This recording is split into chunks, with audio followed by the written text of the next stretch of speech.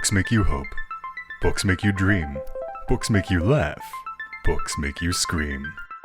This is the Books That Make You show, discussing books with authors and experts, unraveling the inner pages of all the books that help make us who we are. Hosted by Desiree Duffy. It is time for us to have some bookish fun. I am your host, Desiree Duffy, and it's time for the Books That Make You show. Today, we're talking about books that make you realize the need for equality in the workplace. With the Black Lives Matter movement taking hold across the country and even across the world, the topic extends now into our workplace. In order for there to be equality, racial and ethnic diversity need to be addressed by companies, and the time is now. Here's something I found interesting. Among the Fortune 500 companies who report their diversity numbers, because not all of them do that, less than 4% are racially and ethnically diverse. Making the workplace equal should be more than just aspirational. It's something that should be actionable. And because the rules should center on something that's easy to understand, here it is. And I love this. This I took from Michelle. People matter. Our guest is Michelle Silverthorn. She is the founder and CEO of Inclusion Nation, and that's a firm that works with Fortune 500 companies, tech startups, nonprofits, universities to design authentic, inclusive spaces for success. She's also a recognized diversity expert and speaker and TEDx speaker, and she has written extensively on the topic, and her book is called Authentic Diversity: How to Change the Workplace for Good. Hi, Michelle. Welcome to the show. Hello. Thank you so much for having me. I'm so happy to be here. I am excited to have you. I think this is an important topic because everything that's going on right now in the world with racial equality, the Black Lives Matter movement, and people kind of just waking up a little bit. So tell us, in your own words, why this book? Why did you write it? Why is this an important message for you? You know, it's amazing how many articles that you can read and programs that you can go to as a leader. And this book is really specifically directed toward leaders and people who, whatever level of leadership that you are, that you can go to all these things and they will tell you nothing that is useful. They will tell you how to be aware of something, how to think something differently. But what do you actually do? What actions should you take? If you really want to create an equitable and equal workplace, what are the steps that you should take? And you know, after doing a lot of different trainings, what I would hear from people who came to me and said, what we really liked about what you said was that you gave us action steps. And so this whole book, the whole point of this book is to give people that roadmap. I do not know the organizational structures of all the different organizational leaders who are reading my book. But what I do know is here are 5 new rules that I can tell you that will work. And there are 5 old rules that a lot of us have been putting into place that do not work. And that's what I want people to understand. Here's something practical, here's some advice, and here's how we can move forward with it. And that's what I love about your message, because it's more than just talking in highfalutin terms. It's something that people can actually put into action. So can you tell us what those 5 action items are? Oh, absolutely. So we start with, and you should contribute. So the point with the book is how it's structured. Actually, quite literally, it's half of the book is the 5 old rules and half of the book is the 5 new rules, right? So every one of those old rules is contrasting with a new rule. So the old rule is all we have to do is make the business case for diversity, right? No, that's not all you need to do. You need to make the people case for inclusion. Why are you as a leader not leading with the people at the center of your leadership? Another old rule is you just say bias is fine and that's okay. No, as a new rule, what you need to do is look at your data. Look through your data and try to figure out where is it that your folks are falling behind? Where are the levels that they are not getting promoted at? What is the dig deep data dive that you are doing? And then once you have done that, set some goals that you want to reach and measure your progress towards those goals. That's what we do for all sorts of business decisions. We should do that for this one as well. The next new rule is trying to make sure that when you are hiring, everyone says we can't find qualified candidates? Of course you can, right? You need to figure out who you're hiring, where you're getting them from. Look at your own networks. Are your networks people who look predominantly like you? The vast majority of hires come from peer networks. And if our peer networks, at least in America, the average white American has 91 white friends and 9 friends of color. If you're shaking your fist in the air saying that you, especially as a white leader, cannot find any qualified minorities, is the fact that the persons that you are looking at are people who are already in your group. So that's the other new rule. Here are some steps that you can take to find that pipeline that you think is just so mysterious and that's missing, right? And then the fourth one after that is once you have them in your door, because the problem with a lot of corporate America isn't that they can't find talent. They can find talent. They can definitely source it. They just can't keep it because they leave. So what do you do? How can you create communities that work for your BIPOC employees? How can you sponsor them and champion them and ensure that they have access to the good work and the feedback and the evaluations that they need to succeed? And then the last rule is really the title of the book. If you would like to bring in all of this amazing difference and diversity, then let them be diverse, let them be different, let them work differently, let them bring their values in. We got to stop telling people that the only way to succeed is to do business the way it was done 100 years ago. We cannot do that anymore. If you really, really are trying to figure out why you cannot keep any diverse professionals, then the answer is you're not letting them be diverse, and then they can use their differences to succeed. And that is what a good leader and a good manager does.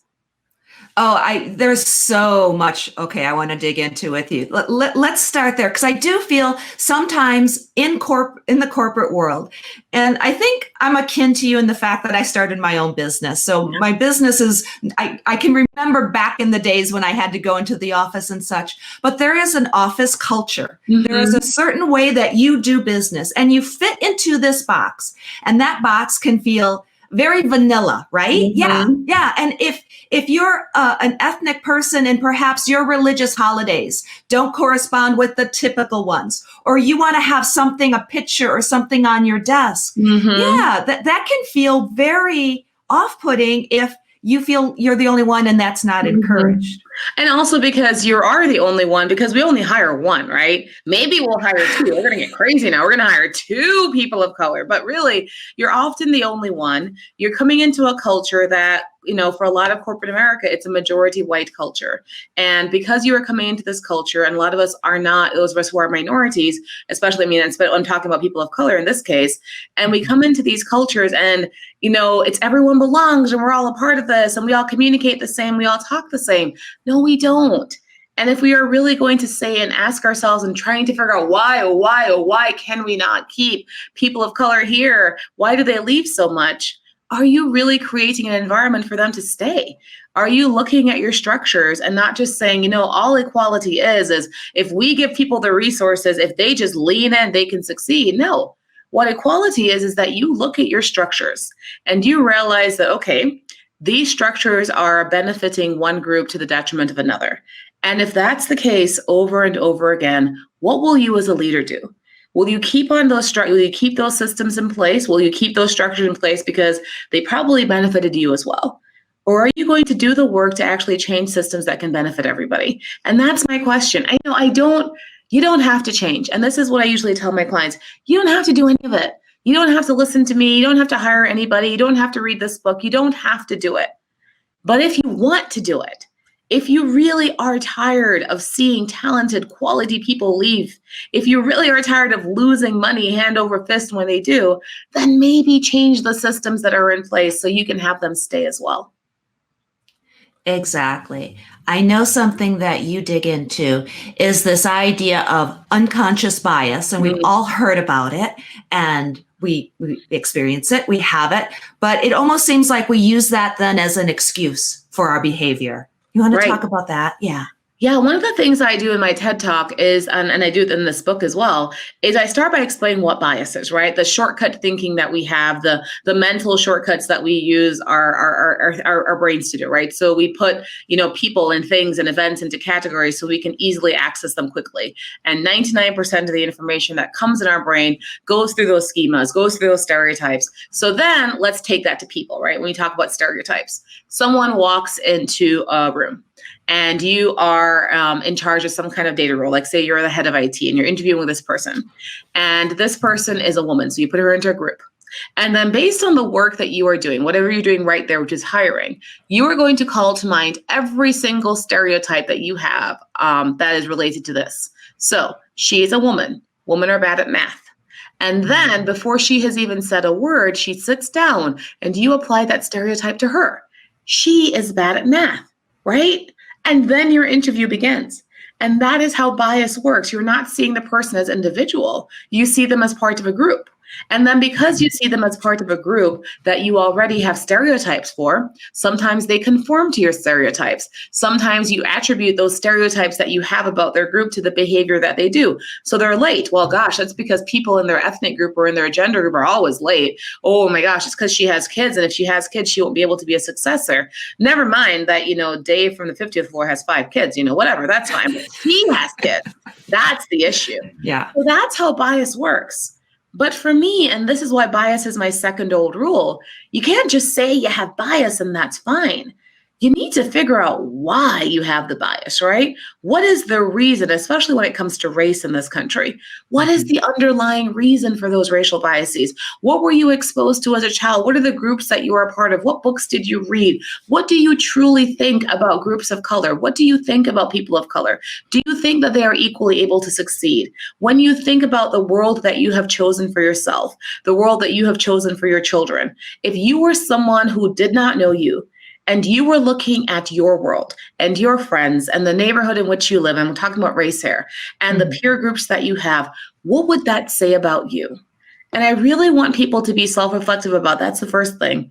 And then the second thing I will say about bias is that, sure, it's universal and everyone has it, but let me tell you how it cuts people down, how it makes us feel like we are less than, how over and over again, what all of those microaggressions and those assumptions make me feel is that I don't belong here and I don't fit here and I'm not good enough to be here and you don't think I'm competent. And so I don't care if you go to 100 bias presentations, if they don't tell you how bias makes someone feel, and they don't tell you that you need to really self-reflect on your own choices and your own life to understand where those biases come from, then we're not going to make any progress on them. Exactly. And it comes down to labeling, right? If there's a label put on us, we feel that label. There's a tendency for people to become that, to live up to that. This is the expectation. I'm a woman. I'm bad at math. That's what I've been labeled. I have no incentive to do any better because, one, you've made me believe and live that for myself. And 2, I feel that it's going to be hard or nearly impossible for me to change your mind. So that's where we have this self-perpetuating idealism that just keeps happening. It just informs itself over and over again. And they're so insidious. Like I use that math example a lot because there was a study that was done. So I have 2 little girls, right? They're 7 and 5.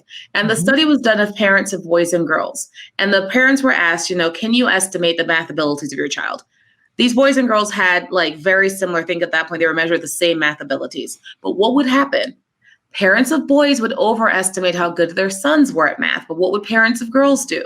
They would underestimate how good their daughters were at math. And all of these forms of bias, when you look at reviews, like there's one great study from the military and the words that are used for women, and versus words that are used for men. And women and men, the study found that they had equal, achievements when it comes to the objective skills and the grades and the physical fitness and etc. But it was in the reviews and women are called inept and scatterbrained and flighty. And those were all of these negative words used for women versus 2 used for men. I think it was arrogant and irresponsible, right? And then you think about how this continues and perpetuates. So when you start internalizing it, and there's some great work that's being done right now about what kind of trauma this kind of bias inflicts on you, don't just say it's universal and everyone has it. Please understand how much it hurts and how much it tears people down and how it prevents fully qualified people from success. Exactly. I've always thought it was interesting for the Apollo space mission. They had an ancillary group of women that trained for it. And the women actually outperformed the men in their endurance and tenacity. But yet there was no way they were going to send in the first mission to Mars a woman into space, right? Right. Yep. And again, it goes back to there might be some differences. Men might be on average stronger physically, but women can endure more. So I think there's a yin and yang going on there that people need to realize. And like you said, when we use words in a certain way, it really makes people feel and brings them down. And that doesn't help anybody. And then thinking about, there's a whole theory on, and I can't recall the woman who is writing a really great book about it. I'll have to find it and send it to you. But all this, like the AI is going to eliminate bias, right? You can look at AI. When you use AI, that will eliminate all the bias from the interviews and the resumes and the evaluations. But then you have to question who's designing the AI. Exactly. The algorithms. Who are the people who are bringing in their own assumptions of what do I mean when I say qualified enough to put on a spacesuit and go into Mars, right? What are the biases I am bringing to that? And if you are designing something that you think is completely objective, the truth is you are bringing your own biases. So what you need is a diverse team of people to build this. What you need is people who have different perspectives and backgrounds and different attitudes and values, and they can come together and say, no, this isn't going to work, or yes, this is going to work. Exactly. Now, as you're working with these Fortune 500 companies, are you seeing differences in the hierarchy as they develop? I know you're working with startups, for example. Startups tend to be run by millennials and younger people. That's my people. Exactly.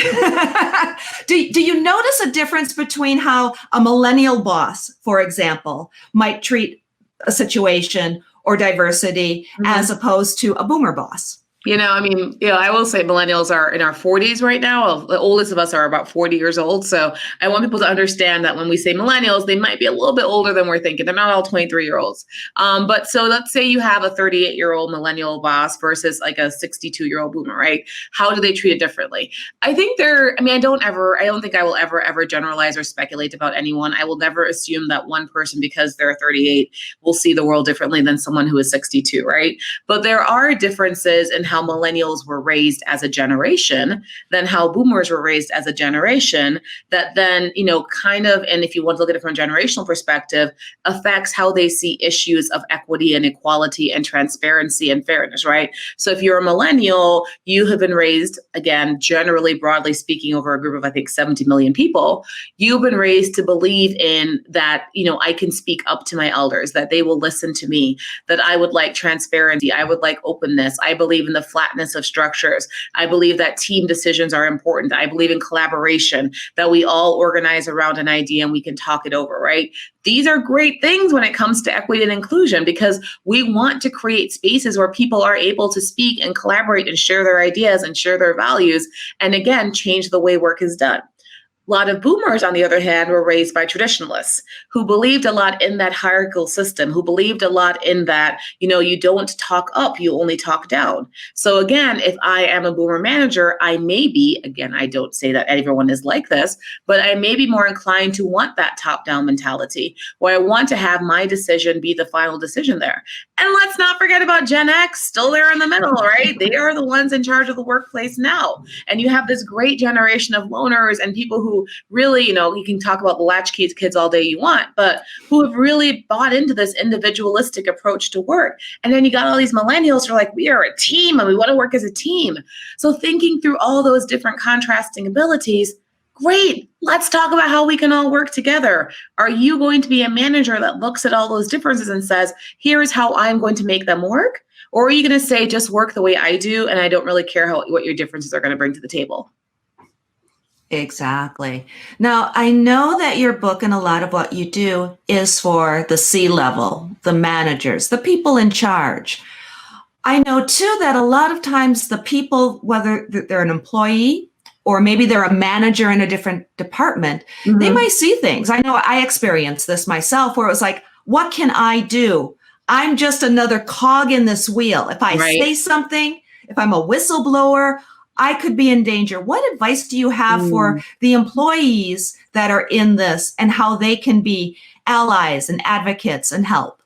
Right. That's hard. I will say I have do a lot of programs, especially since George Floyd's murder. I've done a lot of programs with companies. Pretty much every one of them, and not all, every single one of them, but the vast majority of them, the entire company is present, right? So everyone dials in, which is easy on Zoom. All you have to do is like press a link and you're there, right? And so when I do these programs and there we talk about allyship, we talk about what is the work that you can actively actually do to create a space that everyone is allowed to belong and succeed, and the barriers to their success are prevented, especially when it comes to, issues of bias and racism and microaggressions and sexism. So when you do that, you get everyone asking questions. And so people put those in the Q&A, and there's a moderator who asks the questions to me. The top two questions I will always get are, what if I say the wrong thing on race? I want to say the right thing. I don't know how to start. What if I say the wrong thing? The second question, I am a junior colleague and I either experience a microaggression or I witness a microaggression. What can I do? Because I don't know, what can I say? So for the people who experience it, my advice is, you can ask in the, you can ask in the nicest, kindest, most complimentary tone. You can be completely non-threatening and just ask someone why, and you'll still get the pushback, and you'll still get the retaliation, and you'll still be saying that you're a complainer. Like, it doesn't matter how nice the tone you are. The issue isn't your tone. The issue is the person listening. And the person listening might not be ready to listen, right? They might not want to listen. So I always tell my companies, you need to be leaders who design spaces that allow people to listen. So to that person who wants to be an ally and who wants to step in and say, this is what you said, you made this joke, or you did this, or you said something that was offensive, and you don't know if you can do it. Let me tell you something. You have so much more power than you think. You have the power as someone, first of all, who is not a victim of this. You have the power as someone who is a bystander. And so you have the choice. Do you stay a bystander or do you become an upstander? And if you are not the person who was directly affected, then when you go to that manager and say, why did you say that? Here's why that was a wrong thing to say. Here's what I think you should know, right? You come across as far less threatening than the person who was the actual victim who's just trying to make someone stop hurting them. So I want people to recognize the power that they have. And if you don't think that you're ready to do it, then please go to the person who was offended and at least try and repair what happened to them, right? And then the two of you can discuss what more can be done. But don't just let that stay out there. So many microaggressions happen because we just let it stay, and we as in the people who witness it, and nothing happens and no one does anything, and the hurt continues for years. So please, if you witness an action, please speak up. And if you don't think you are ready to speak up just yet, and there are no systems in place at your company, no like informal ombudsman, there's no like anonymous reporting that you can use, then at least go to the person and say, I see you, I witnessed this, let's talk about this, what can I do? That's great advice. That makes a lot of sense. Now, you bring up George Floyd, and we recently had the Breonna Taylor ruling. We've had so many moments. Every day there's a new moment, right? This is a year of new moments every day. How are you seeing that affected in the workplace? I mean, are these topics we should be having at work? So, is it considered taboo? How do you see that playing out? I think if I, as a Black person, am coming into the workplace and I have seen what has been going on in the news for the past, 4 months, and then for the past 8 months with COVID, and you are telling me, don't bring that into work, and I'm telling you, well, I'm a Black person, what am I supposed to do? Plus, it's also a lot of our workplaces are home right now. So where is that separation? If, where does that separation exist? It doesn't exist anymore. So the issues of my grief that I'm grieving, the pain that I am feeling, the exhaustion that I'm also feeling, the fact that I've had 9,000 text messages and phone calls and WhatsApp messages from people who are asking me to explain racism to them. And then I'm expected to just show up and smile at work and pretend that everything's okay. That cannot be enough. And that cannot be the workplace that we want to be a part of. Why would you want to be a part of the workplace that says, oh, just ignore your pain, ignore your grief, ignore your suffering, ignore what you're struggling with, ignore the human rights violations that are happening, just show up and pretend it's all okay?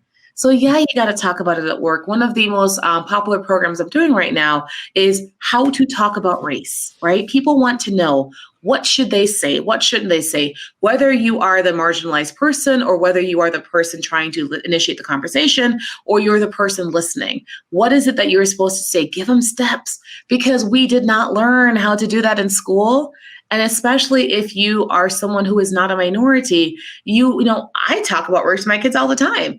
I talk about race with my friends and my spouse and my family all the time. I have been raised from birth how to do that, right? I know how to do that. But if you never learned, then yeah, you're going to say, I don't want this conversation here because I'm worried about conflict and discomfort and all of that. And meanwhile, your colleague's right there and they're suffering and they're struggling and they're sad. So tell me, so that they should just not bring that into work? What kind of colleague are you if you don't want to have that conversation? So please learn how to do it. Please learn how to talk to people as if they are humans and not just robots that they're coming into work. And if we can do that, then hopefully we can create a more inclusive and equitable workplace where people can actually feel like they belong here. That is such great advice. And I think that's, you bring up such a salient point. White people, and I'm white, we weren't raised to talk about race because it always felt like that was somebody else's conversation. Mm-hmm.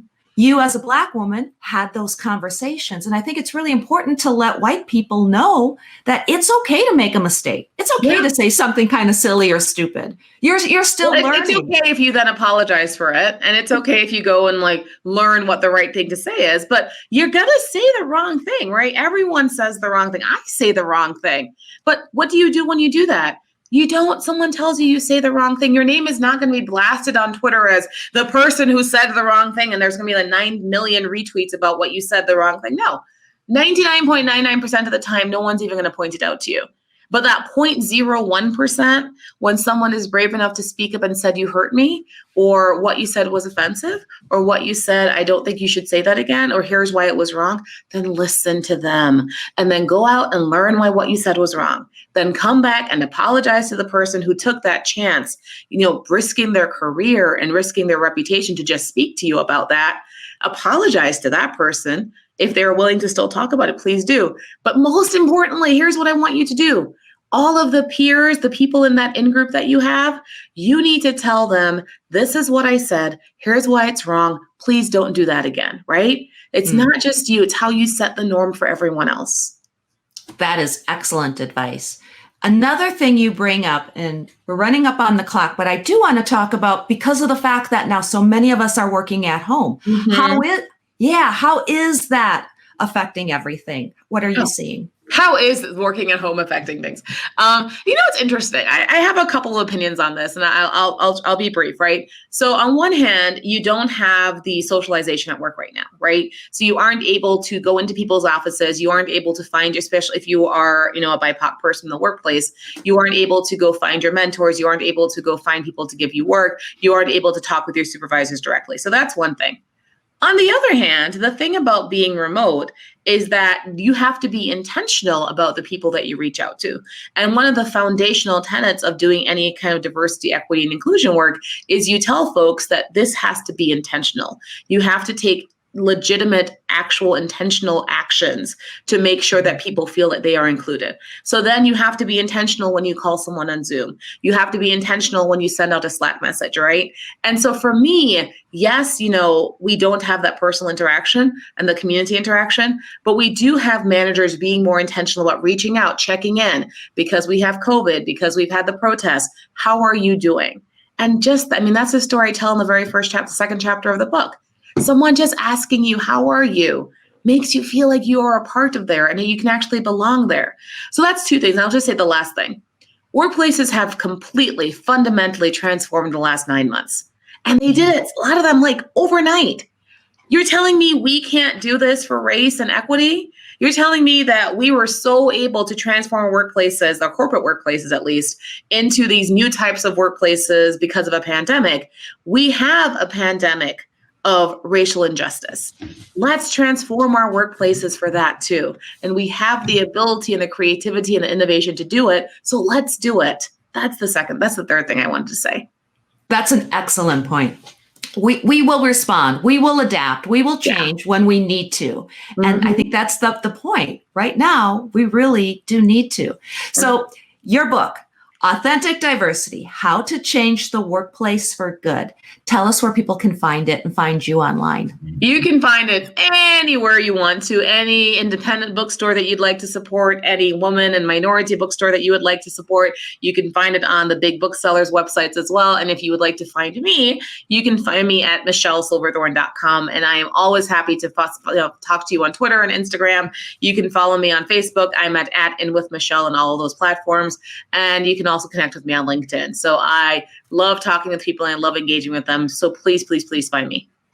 Excellent. And you are going to be part of the Book Fest coming up. I am. It's going to be October great. 24th. Yes. You're on the self-help books when we need them the most panel, because that's another great topic going on right now too. Oh man, there's some really good books on that panel. So I'm really excited to how we are all going to interact with each other and talk to each other and talking about, self-help isn't just for us as individuals, but again, as part of the communities in which we are. And whether it's your family or your neighborhood or your country, what is it that you can do as an individual to change? And I'm looking really forward to having that conversation. Oh, looking forward to looking forward to having you.